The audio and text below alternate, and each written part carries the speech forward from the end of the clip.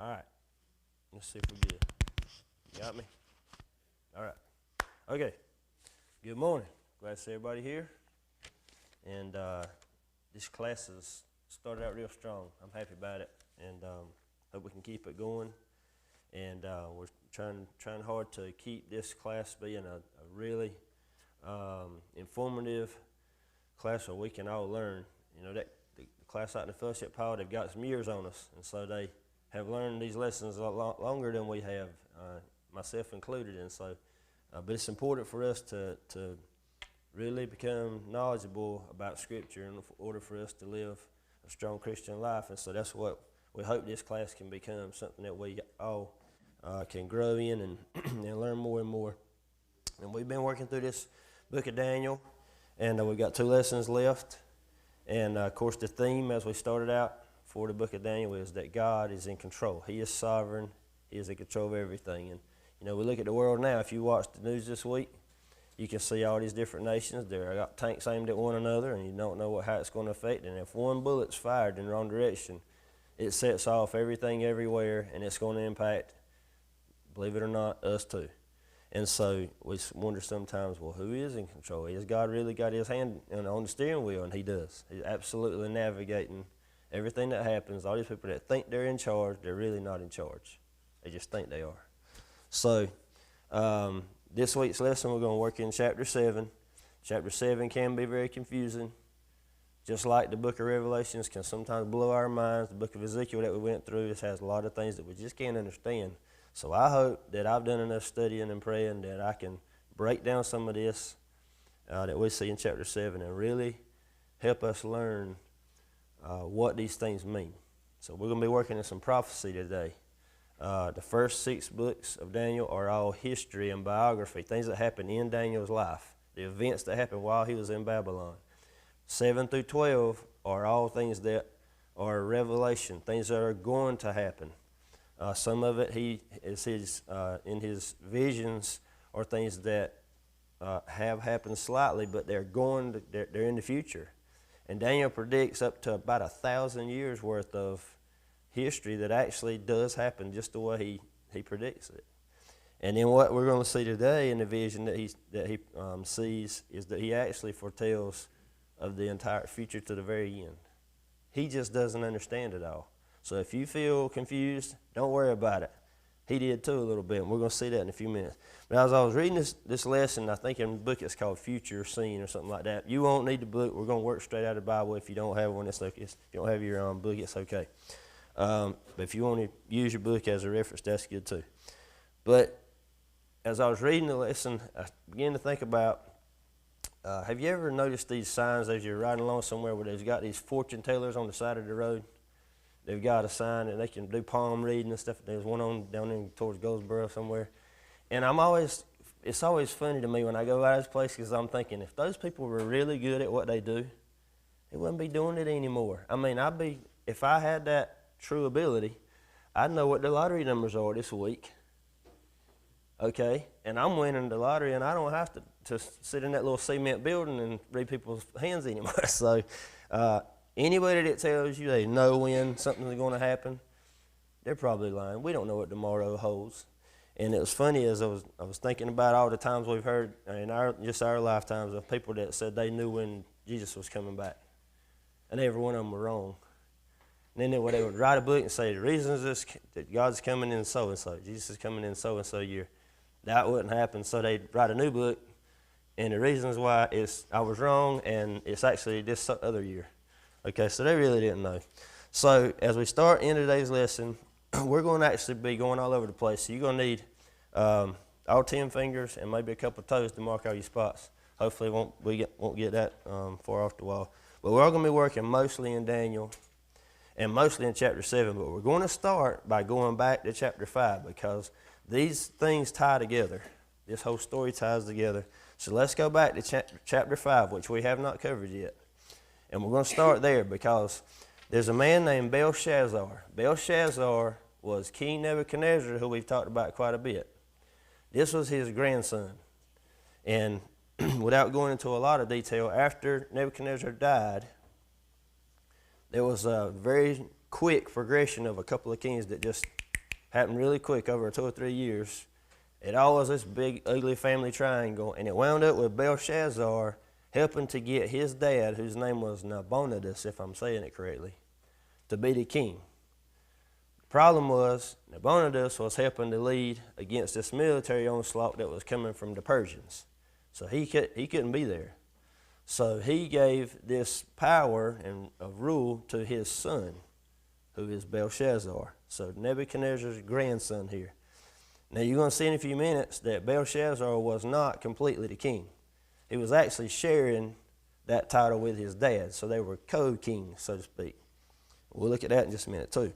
So if you remember this story of the handwriting on the wall, that's what we're hitting in chapter 5. Chapter 5, Belshazzar is here in the palace, and he is a party guy. He is having this huge feast with thousands of people there. And while they're just having a good time, they wind up being so intoxicated that they are just out of sorts.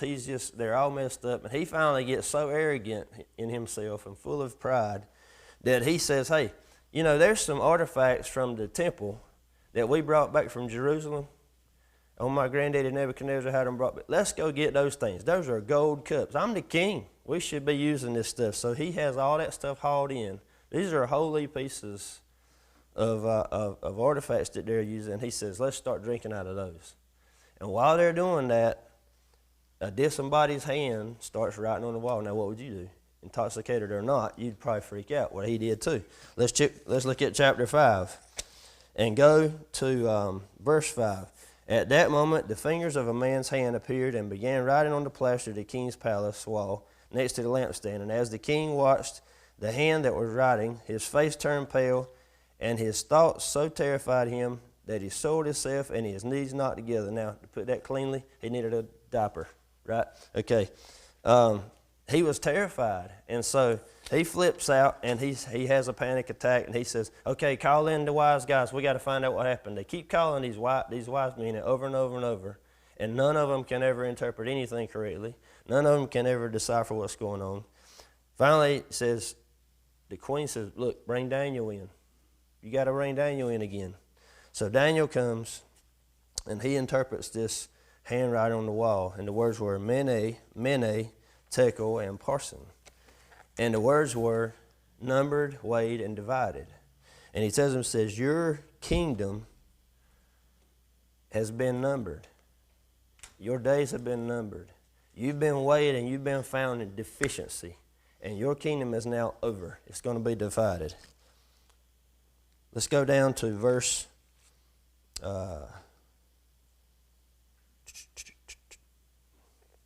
lost my spot.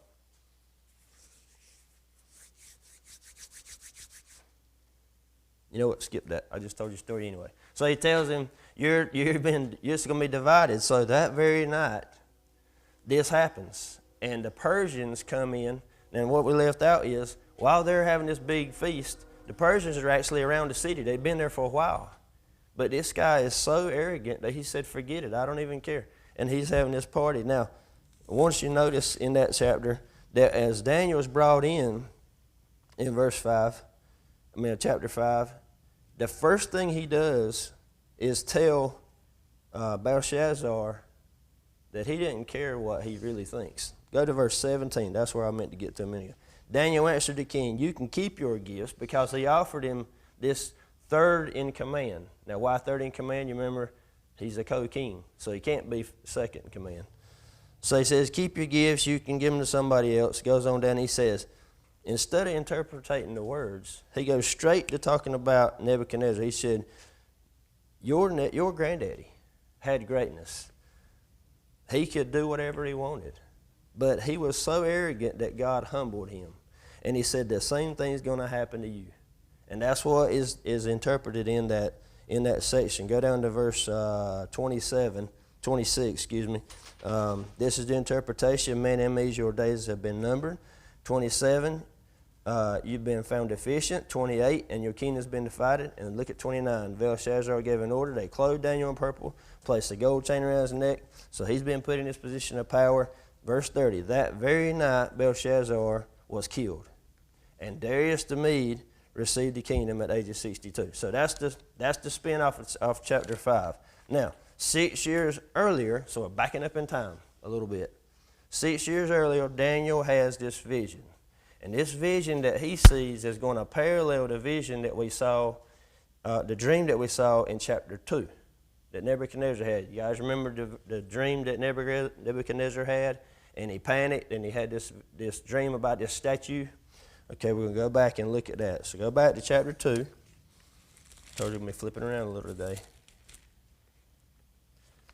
So back over to chapter 2. And Nebuchadnezzar had this dream of this statue. And it so terrified him. You remember he had called in his wise guys too. And Daniel wound up telling him about this dream that he had. So go chapter 2 and all the way over to verse 31. In verse 31, Daniel describes the statue. He says, "Your Majesty, as you were watching, suddenly a colossal statue appeared, and the statue, tall and dazzling, was standing in front of you, and its appearance was terrifying. The head of the statue was pure gold. Its chest and arms were silver, the stomach and thighs were bronze, its legs were iron, and its feet were partly iron and partly clay. As you were watching, a stone broke off without a hand touching it. It struck the statue on its feet of iron and fired clay and crushed them. Then the iron, fired clay, the bronze, the silver, and the gold were shattered and became like chaff from the summer threshing floors, and the wind carried them away, and not a trace of them could be found. But the stone that struck the statue became a great mountain, and it filled the entire earth." This was the dream. Now, we'll tell you the interpretation. He says, "Your Majesty, you are a King of kings. The God of heavens has given you sovereignty, power, and strength and glory. Wherever people live, or wild animals, or birds of the sky, he has handed them over to you and made you ruler over them all. You are the head of gold." So we know that the gold is Babylon, right? We got that straight. Okay. "After you there will rise another kingdom, inferior to yours, then another, a third kingdom of bronze." And so we've got the silver and the bronze. The silver would be Persia, Medo-Persia. The bronze would be Greece. Okay? Now, the fourth kingdom will be as strong as iron, for iron crushes and shatters everything. And like iron that smashes, it will crush and smash all the others. You saw the feet and toes, partly of a potter's fired clay and partly of iron. Stop. The iron is Roman. Okay? The Romans. And so with that, Daniel has predicted about 1,000 years worth of history, and it absolutely happened the way he said it would happen. Okay. Let's look at this stone. We're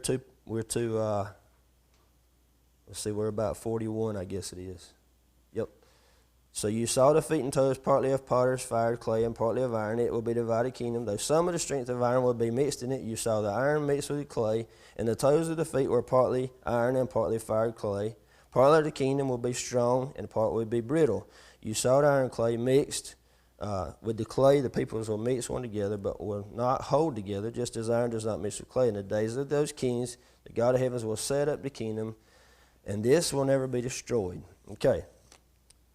It will crush all these kingdoms and bring them to an end, but will itself endure forever. You saw a stone break off from the mountain without a hand touching it.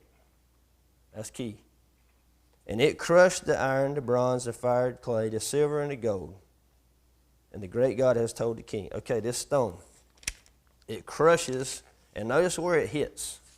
Did not hit it in the head or the arms or chest. It hit it at its feet, correct? It hit it at its feet.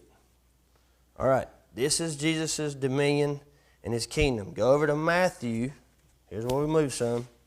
Book of Matthew, chapter 21, and we're going to verse 42. 21:42. I got to find it myself. Here we go. All right, here's Jesus, and he's giving a parable, and he says in 42, "Have you never read the scriptures? The stone that the builders rejected has become the cornerstone. This is what the Lord has done, and it is wonderful in our eyes. Therefore I tell you, the kingdom of God will be taken away from you and given to a people producing its fruit." 44, watch this verse. Whoever falls on this stone will be broken to pieces, but on whomever it falls, it will shatter him. And then we got a reference to this stone, and Jesus presenting himself as this stone in this parable. Okay, so now we've seen the dream again, just to refresh. In chapter 7, Daniel has this first vision. He's 70 years old. This is 6 years earlier than the handwriting on the wall thing. So go over to chapter 7. That's where we're going to spend most of the rest of our time today. Chapter 7, he has this vision while he's laying in his bed at night. And this agrees with chapter 2. It parallels it very good. And remember when we first started this study, we said that these chapters parallel each other. 1 parallels with 6, 2 parallels with 7, 3 with 8, and it just carries on through. So 2 parallels with 7. But here in chapter 7, we're given a little more information about the future as Daniel gives us things that he doesn't even understand. And we have, instead of elements, gold, silver, bronze, iron, clay, we have animals. And that's what we're going to go through. And let's read chapter 7 a little bit. I'm not going to go too far. Just want to get through these animals. In the first year of King Belshazzar, here's this guy we're talking about. Daniel had a dream with his visions in his mind. As he was lying in his bed, he wrote down the dream, and here is a summary of his account. Daniel said, "In my vision at night I was watching, and suddenly the 4 winds of the heavens stirred up the great sea." In Daniel's mind, the only big sea he knows is the Mediterranean Sea, so that's probably what he's seeing. 4 huge beasts came up from the sea, each different from the other. All right, the first was like a lion, but had eagle's wings. I continued watching until its wings were torn off. It was lifted up from the ground, set on its feet like a man, and given a human mind. Suddenly another beast appeared, a second one that looked like a bear. It was raised up on one side with 3 ribs in its mouth between its teeth, and it was told, "Get up, gorge yourself on flesh." After this, while I was watching, suddenly another beast appeared, and it was like a leopard, with 4 wings of a bird on its back. It had 4 heads, and it was given dominion. And after this, while I was watching in the night vision, suddenly a 4th beast appeared, frightening and dreadful and incredibly strong, with large iron teeth that devoured and crushed it, trampled with its feet whatever was left. It was different from all the beasts before it, and it had 10 horns. Stop. Okay. So, these animals. The first one is a lion. And we've reference back to our chapter 2, this lion is Babylon. Okay? In Babylon, Nebuchadnezzar had set up this palace, Well, everywhere around the palace and inside the palace, there were these statues of winged lions. It was kind of like the national anthem. If they had a flag, it was probably on it, whatever. So they had these lions with wings everywhere. And so here's a reference back. We've got it again. Babylon being the winged lion. So the first beast he saw was a lion, like a lion, had eagle's wings. It continued until the wings were torn off. Okay, it was lifted up from the ground, set on its feet like a man. Think back to Nebuchadnezzar's life.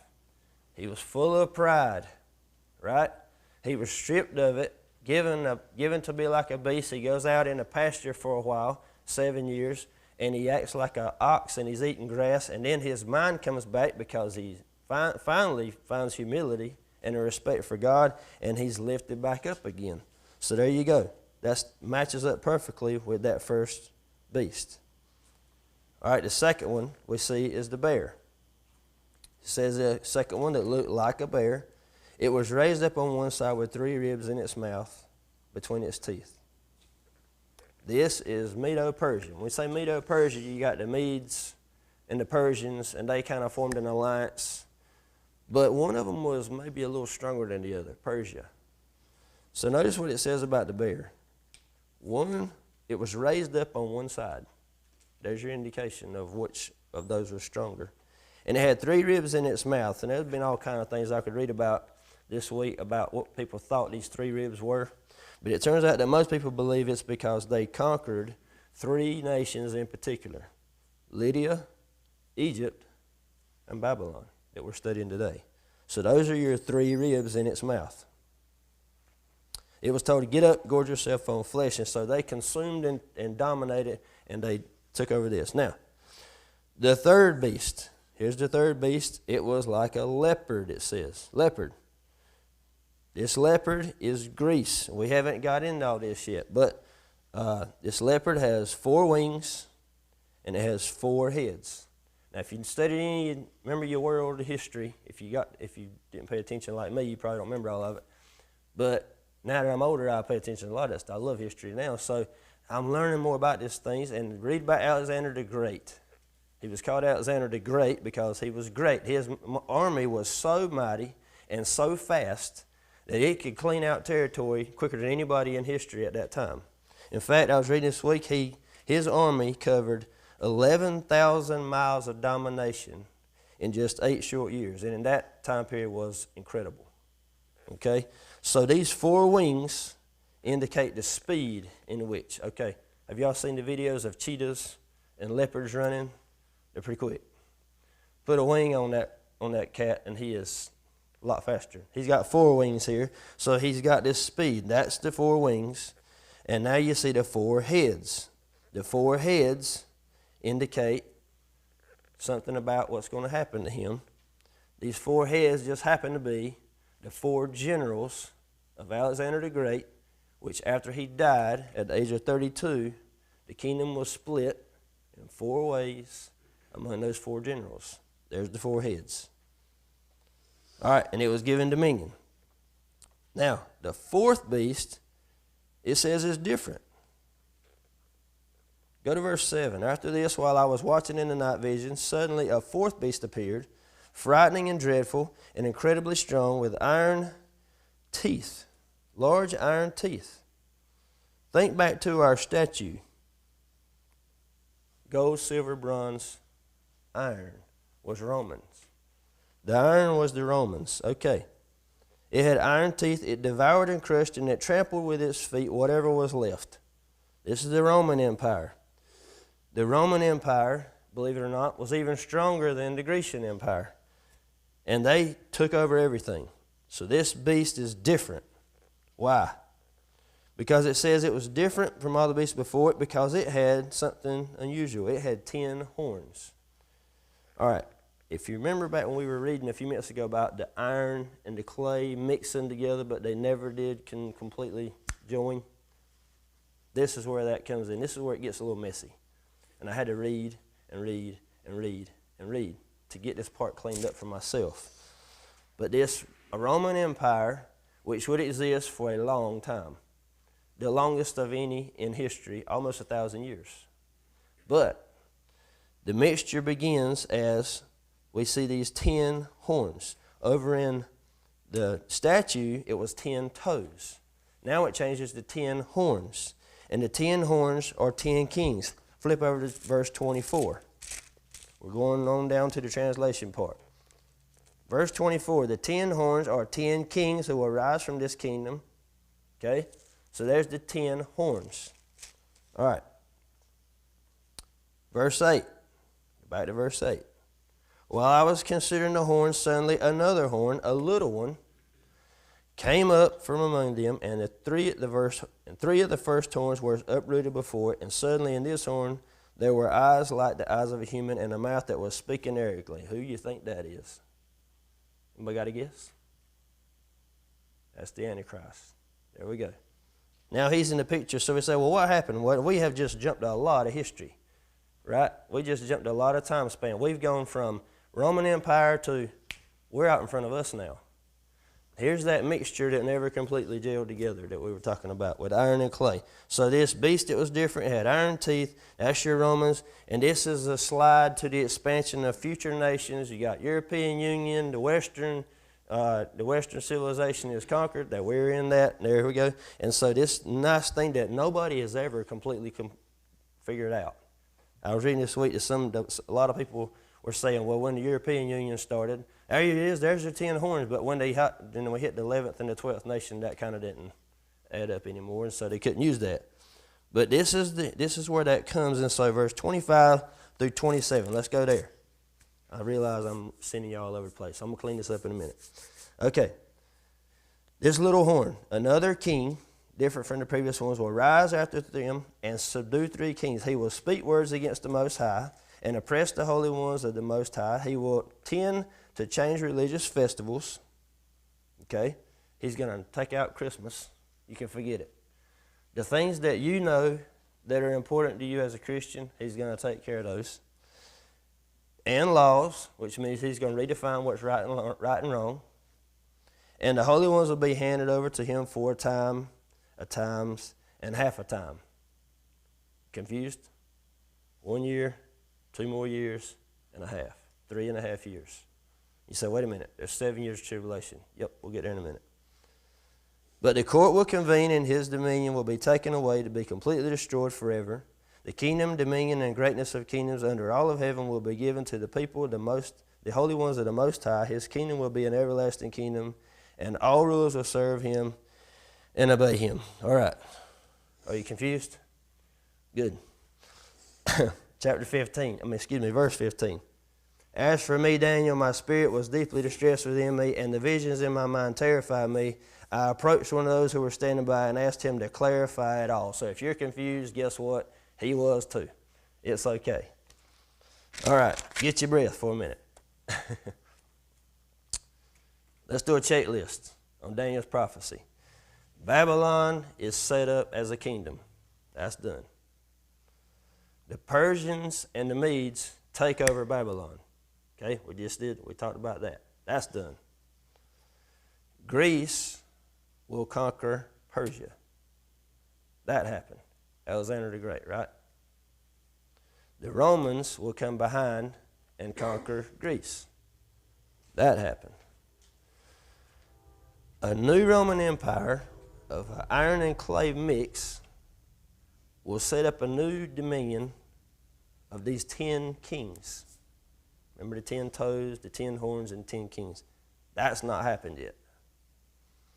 An 11th ruler, the little horn, will kill 3 because it said he will subdue 3. That means he's going to kill them. And he'll set up a new kingdom. Okay? He'll take over and try to rule the whole world. That's not happened yet either. Then the Messiah will come and overthrow the Antichrist when he comes to set up his kingdom. This is the stone coming out of nowhere to crash. Remember the dream? The stone coming in and just obliterating everything, hitting it at the feet, at the bottom, at the iron clay mixture. That's not happened yet. Okay, and that's where we're going to spend the rest of the time. How does that happen? How did Jesus set up this kingdom? Go back to verse 9. Verse 9. So, as I kept watching, the thrones were set in place, and the Ancient of Days took his seat. Who do you think the Ancient of Days is? God the Father, that's right. He took his seat. His clothing was white like snow, and the hair of his head like whitest wool. This is Daniel's vision. We're getting a glimpse here. His throne was flaming fire. Its wheels were blazing fire. I don't know if y'all remember this, but when we studied Ezekiel, we're going back 8 weeks. Ezekiel had a vision, too, of this platform with the wheels and the fire, and there was a throne sitting on top of the platform. Look here. The wheels of blazing fire. He's seeing something similar to what Ezekiel saw. A river of fire was flowing, coming out from his presence.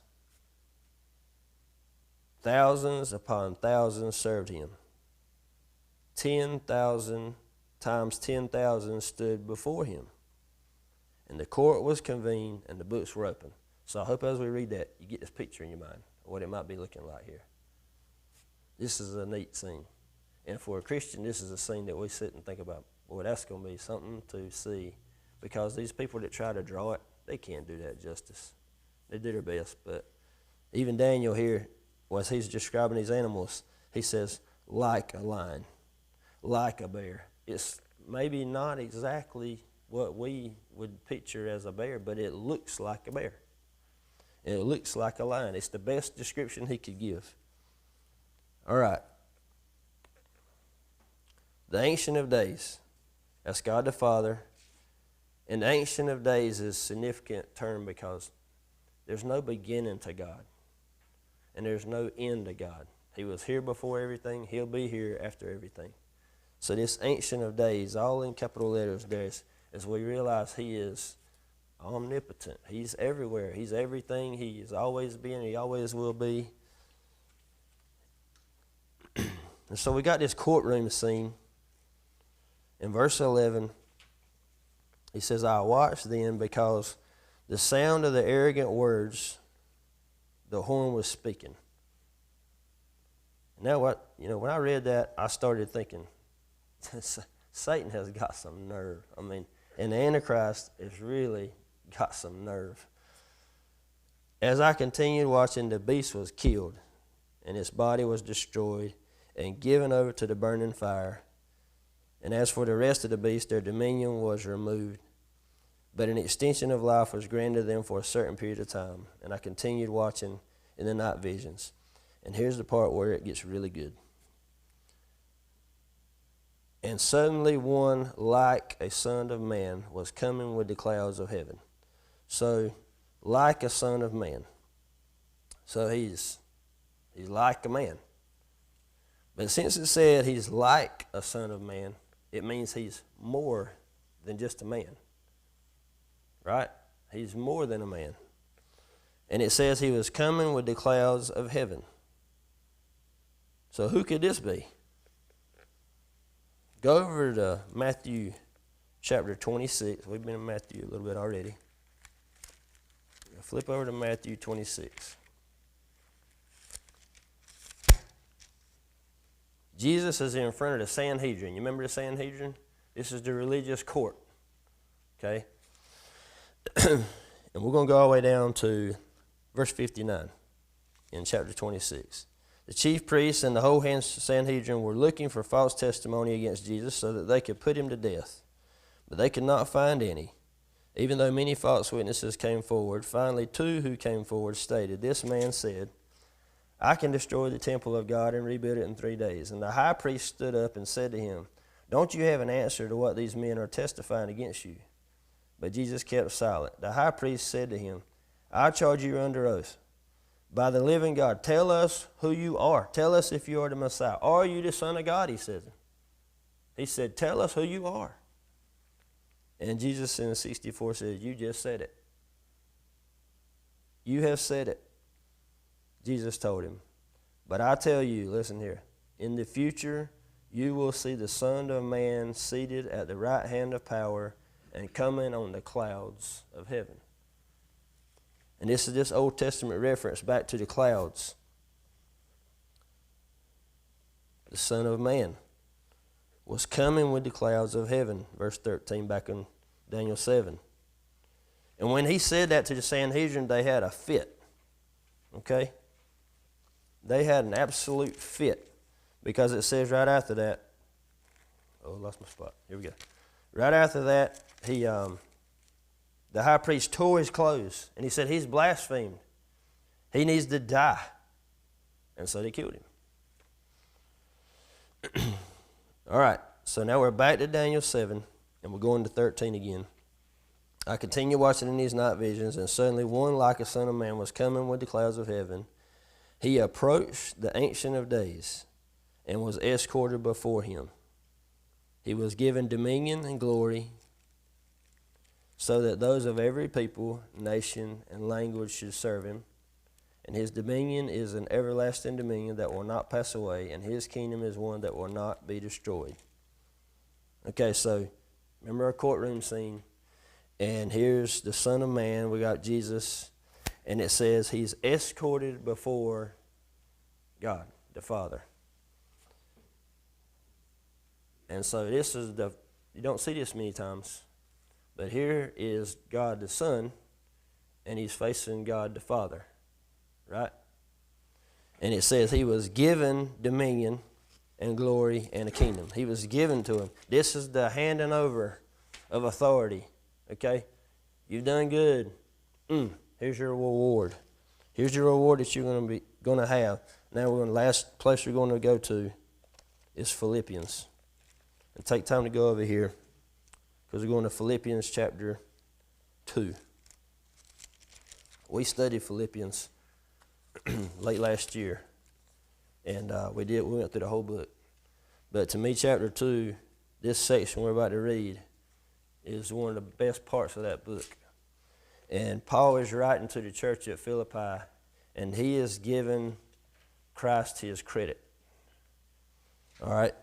And this parallels a little bit of what we just read in Daniel 7. Chapter 2 in Philippians and verse 5. Adopt the same attitude of Christ Jesus, who, existing in the form of God, did not consider equality with God as something to be exploited. Instead, he emptied himself by assuming the form of a servant, taking on the likeness of humanity, and when he had come as a man, he humbled himself by becoming obedient to the point of death, even to death on a cross. Verse 9. This is the good stuff. For this reason, God highly exalted him. Okay? Stay where you are. Stay right there where you are. Don't move. And suddenly one like the Son of Man was coming with the clouds of heaven. He approached the Ancient of Days and was escorted before him. He was given dominion and glory and a kingdom. For this reason, God highly exalted him. God took him from a place of obedient servant and placed him as the king. Okay? And gave him the name that is above every name, so that at the name of Jesus every knee will bow, in heaven and on earth and under the earth. That's pretty much everywhere. Okay? And every tongue will confess that Jesus Christ is the Lord, to the glory of God the Father. So, all of these people we've talked about, Nebuchadnezzar, remember how great he thought he was? Persia, we had Darius, okay, Cyrus. Behind him, we got Alexander the Great. I doubt he was very humble. The way he was conquering everything. The Romans, we already watched their attitude all through their time. And now we've gone through and we're looking at all this prophecy that Daniel says is going to happen. And he shoots it all the way to the very end. And at the very end, we learn when it's all over, Jesus wins. He's the king. He's going to be given the domination. It's going to happen just the way it is. Now, I left y'all kind of in the dark a few minutes ago with the 3.5 years thing. This 3.5 years when, okay, rapture happens. We're out of here, right? We do not have to worry about what I'm about to say next. But some people do. Because those that are left here, they're going to have this guy come on the scene it's going to be chaos. And he's going to come on the scene and he's going to be a winner, right? He's going to be the guy, when he stands in front of the microphone, he goes, don't worry about it. I've got everything under control. Just let me handle it. Life's going to be great. And for 3.5 years, he's going to fool them. But the next 3.5 years are going to be absolute misery. And if they don't follow exactly what he does and exactly what he says, down they go. And if they choose to go with Jesus, off with their head and they're going to die as a martyr. Okay? We, as Christians, will not be here for that. We won't have to worry about it. But then he's going to be bound up, thrown into abyss for 1,000 years, and that's when we're going to reign with God. Okay?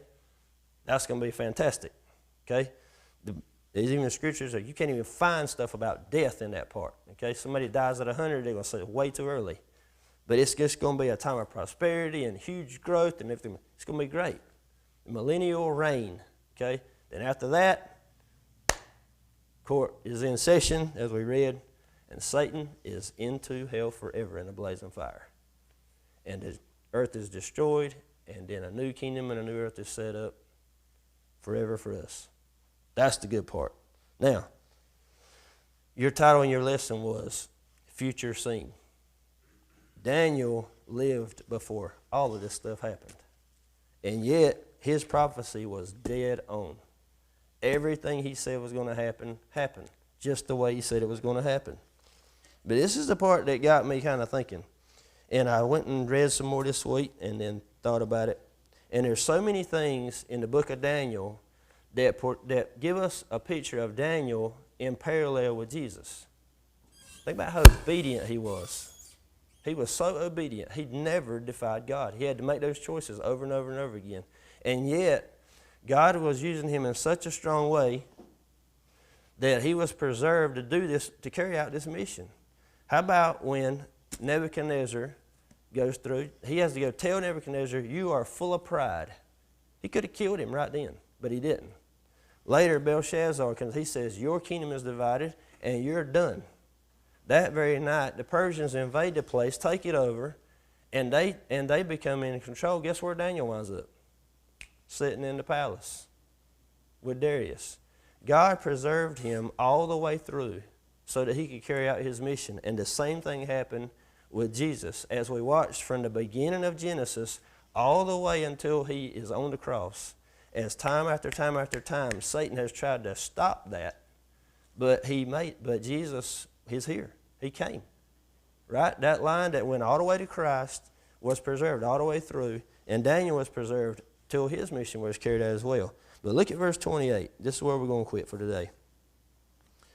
This is the end of the account, and as for me, Daniel, my thoughts terrified me greatly, and my face turned pale, but I kept the matter to myself. Now, in the end of that whole vision, he was told good news, right? That there's going to be a kingdom that God's going to control, and that the Antichrist is going to be gone, and that God's going to have the Most High's kingdom will be everlasting, forever and ever and ever. It's going to be good, Daniel. And in 28, his thoughts terrified him, and his face turned pale. He should have been, yes, this is going to turn out great. But I think Daniel knew, after living the life he lived and watching his people in Jerusalem be treated the way they were, and being himself treated the way he was. He was dragged away from his home, never saw his family again probably. And he was in the king's palace, but he was still a slave. He was still a Judean slave.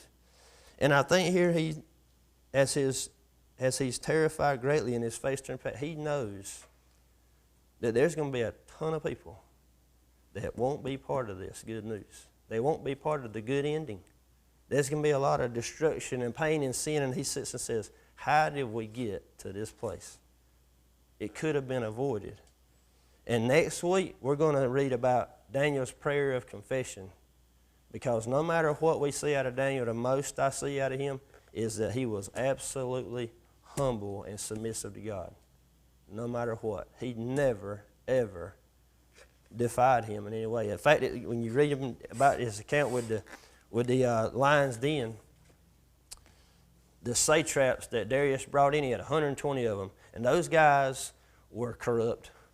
Let's put it blunt. And they wanted Daniel out of the way so bad that they okay, you see with people this one's going to run for political office, this one's going to run for political office, and none of them get up there and just tell the truth anymore. Let's just be honest. What is the background going on? Hey, find what you can on my opponent, because we got to find something to make them look bad, right?